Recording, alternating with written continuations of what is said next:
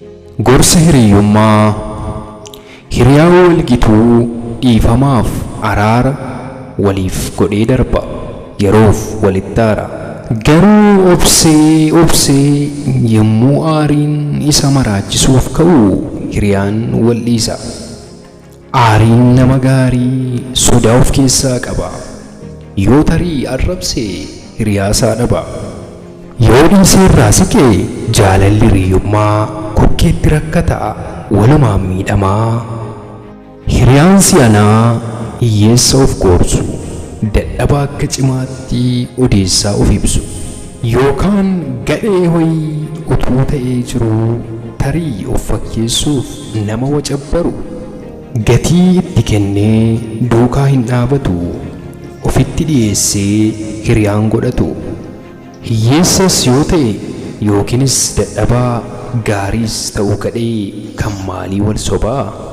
Tarii jijjiiramee gadheenis qaroomee hiyyeessis argata.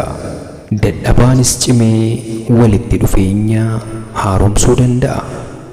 Gatiin dhugaa yommus wal amanuu ta'a. Kanaaf hiriyyummaan yoo jaalala dhabe fagoo naman geessu michuun yoo wal sobe. Amalli waa lama, tokko hiree ofii inni tokko soba. Sababii kanaafi hiriyaa amanamaa yoo tarii qabaanne amala uumamaa kan Waaqni nuuf kenne isa soba hin qabne haasaa dhugaa odeessaa walii keenyaaf rakkoos walii obsaa waadaa gaarii ta'e waliif haa raawwannu. Soba yoo haasobne dhugaa waliin qabnu. Kun dhugaa ta'uusaa amanee kan dhiise hiriyaa amalaan of duukaa tursiise. Yookiin oduu se'ee yoo dhugaa haasa'e waliin buluu dhiisee bordiina olii ta'e.